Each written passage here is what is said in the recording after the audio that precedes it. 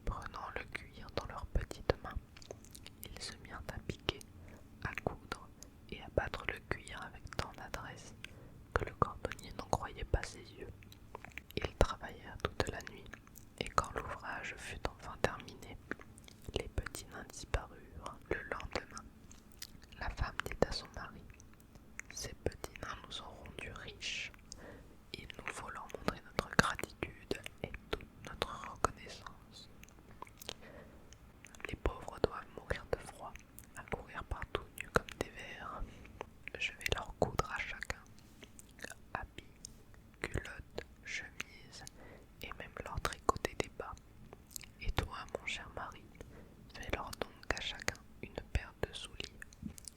L'homme trouva l'idée formidable et ils se mirent au travail.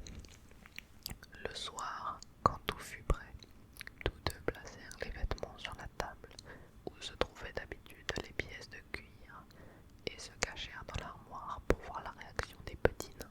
Quand minuit sonna, les petits nains apparurent et au moment où ils allaient se mettre au travail, ils trouvèrent les présents au lieu des habituelles pièces de cuir. Ils témoignèrent d'abord un étonnement, mais une grande joie s'emparèrent d'eux, et ils passèrent les habits et se mirent à chanter. Ne sommes-nous pas de jolis garçons? Adieu cuir, souliers et chaussons. Les nains dansèrent et sautèrent partout. Ils étaient fort heureux de ce cadeau, et tout en dansant, ils gagnèrent la sortie. À partir de ce soir-là, le cordonnier et sa femme ne revirent plus jamais les petits nains, mais ils continuèrent à être heureux, et tout ce qu'ils entreprenaient leur réussissait. Et voilà pour ce deuxième conte, qui était les nains magiques. Donc, j'espère que ces petits contes vous auront plu. En tout cas, à moi, ils m'ont beaucoup plu. Ça met tout de suite